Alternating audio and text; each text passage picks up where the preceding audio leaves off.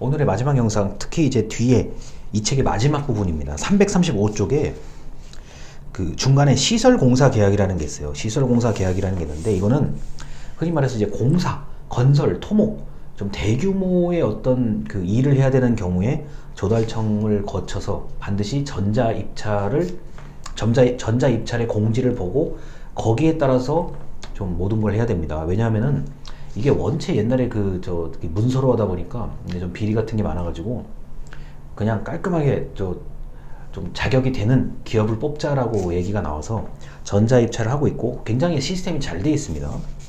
자, 그리고 나라장터라고 하는 포털 사이트에 검색을 하면 나와요. 나라장터라고 치면은 다양한 수요 공급, 자 우리는 이런 걸 할 수 있다, 뭐 공고가 이렇다, 뭐 어떤 분야는 이렇다, 이렇게 다 연결망이 구축이 되어 있습니다. 요새는 이런 연결망을 플랫폼이라고 얘기를 하죠.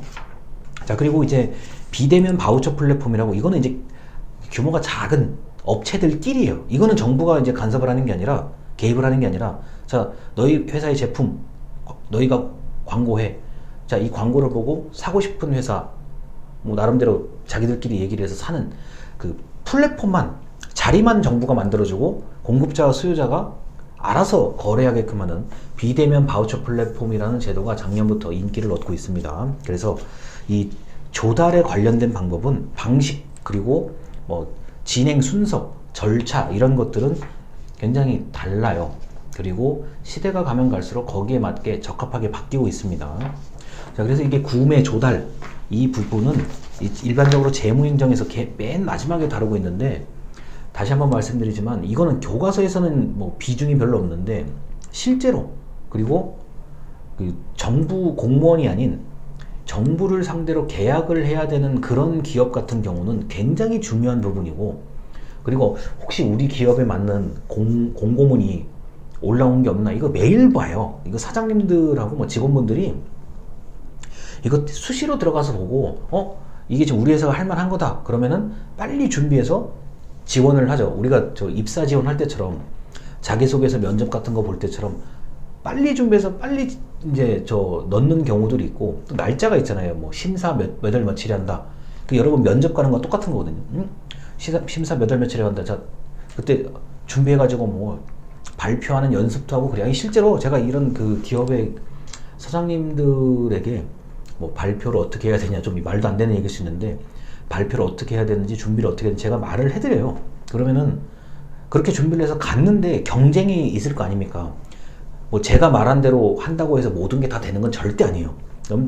경쟁을 하고, 질문, 야 어떤 예상 질문이 나올까? 우리가 면접이나 자기소개서 같은 거를 고민한 이유 중에 하나가, 면접에서 도대체 뭘 물어볼까? 마찬가지예요. 이런 경우에 입찰에 참가하는 기업도 뭘 물어볼까? 심사위원들이 무엇을 물어볼까?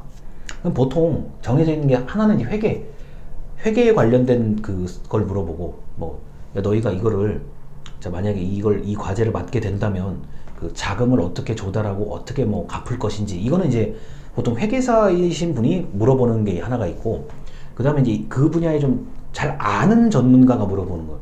야, 이 공사는 뭐 이거는 어떻게 할 거냐, 요런 상황이 벌어지면 어떻게 할 거냐, 요런 걸 물어보는 경우가 있고, 그 다음에 이제 뭐 저나 이제 다른 사람들 같은 경우 안전대책, 뭐 일하다 다쳤을 경우 다친 적이 있느냐, 사고가 난 적이 있느냐, 뭐 요런 거를 물어볼 수도 있을 것 같아요. 그리고 이제 저 같은 경우는 이제 사람을 이제 좀 채용하는 쪽에 좀 그 전문성이 있다 보니까 이런 경우가 있어요. 뭐 어르신, 고령자를 몇 명 채용해야만 너희한테 어떤 사업을 줄 수가 있다. 그 다음에 장애인을 얼마나 고용해야만 너희한테 유리하다. 이런 그 규정이 굉장히 까다로운 게 있어요.